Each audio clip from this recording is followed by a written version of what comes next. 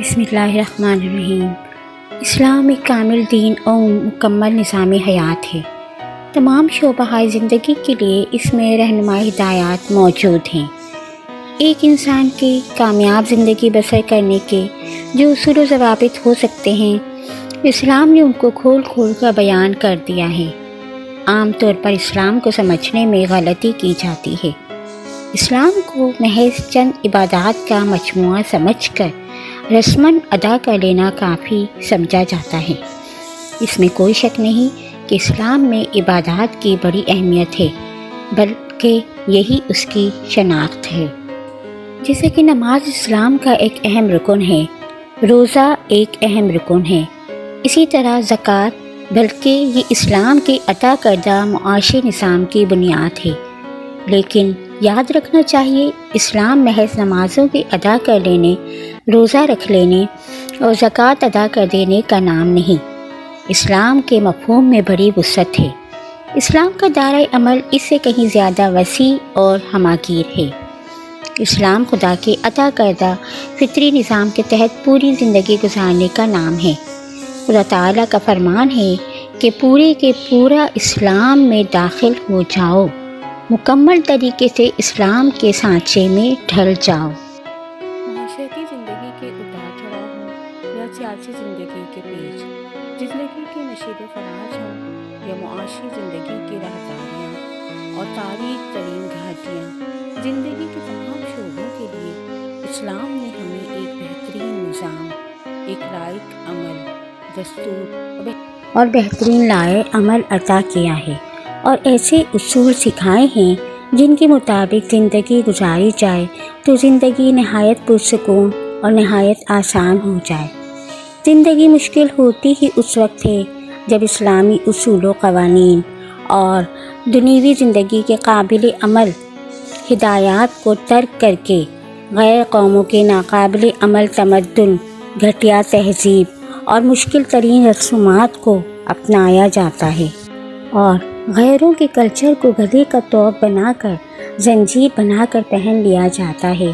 آج گہرائی سے مسلمانوں کی زندگی کا جائزہ لے لیجیے۔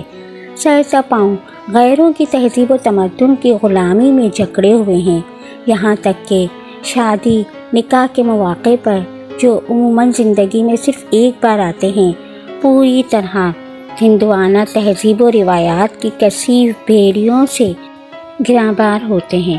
اسلام میں بارات اور جہیز کا کوئی تصور نہیں۔ نہ تو نبی کریم صلی اللہ علیہ وآلہ وسلم کی زندگی میں ہمیں یہ رسم نظر آتی ہے، اور نہ ہی صحابہ کا کوئی عمل اس کی تصدیق کرتا ہے۔ اور جوانیاں داغدار ہو رہی ہیں نفسانی خواہش کے غلبے کی وجہ سے۔ ان کی زندگی بے سمت رواں دواں ہے اور پورا معاشرہ تباہی کے دہانے پر ہے۔ یہ تمام رسوم و رواج، یہ زبردستی کے قائم کیے ہوئے اصول و روایات، یہ سب غلط تہذیب کا حصہ ہیں۔ ان فضول خرچیوں اور بے جا اسراف کی اسلام بالکل اجازت نہیں دیتا۔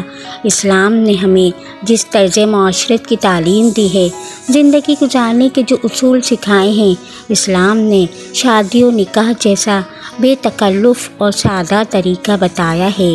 اس پر عمل کرنا اور اس کو نافذ العمل بنانا بہت ضروری ہے۔ اسلام نکاح میں سادگی کا قائل ہے، آسانی کا قائل ہے۔ اسلام نے تو فضل النکاح یسرا معون کا مشتاق سنایا ہے۔ سب سے بہترین شادی وہ ہے جو معمولی خرچ میں انجام دی جائے۔ مسلم معاشرے میں شادی کے موقع پر جو رسم و رواج پیدا ہو گئے ہیں، جس کی وجہ سے نکاح مشکل سے مشکل ترین بن گیا ہے، اسی وجہ سے آج 25 اور 30 سال کے نوجوان لڑکے اور لڑکیاں جن کی شادی نہیں ہو رہی، ان کی زندگی گناہوں میں بسر ہو رہی ہے۔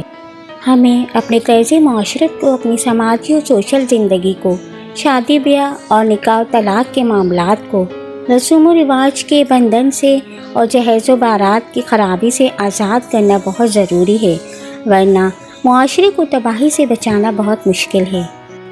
ہر شخص کے علم میں یہ بات ہے کہ مسلمانوں کی زندگیوں میں ان ناقابل فراموش عمل و رسوم و رواج کے در آنے کی وجہ سے زندگی کتنی مشکل و کٹھن ہو گئی ہے۔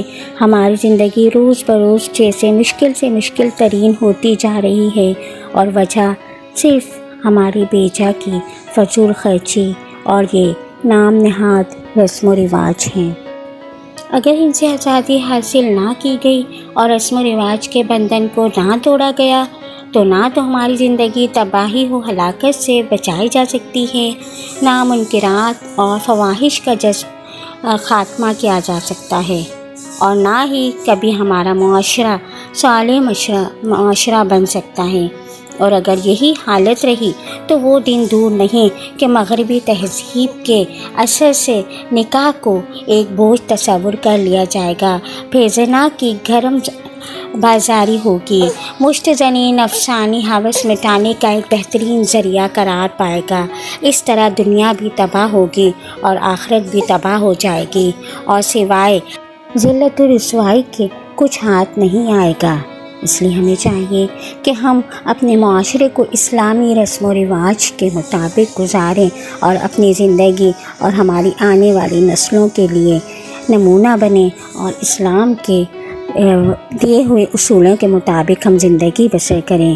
اگر میری ویڈیو پسند آئی ہو تو اس کو لائک، شیئر اور سبسکرائب کیجیے۔ جزاک اللہ۔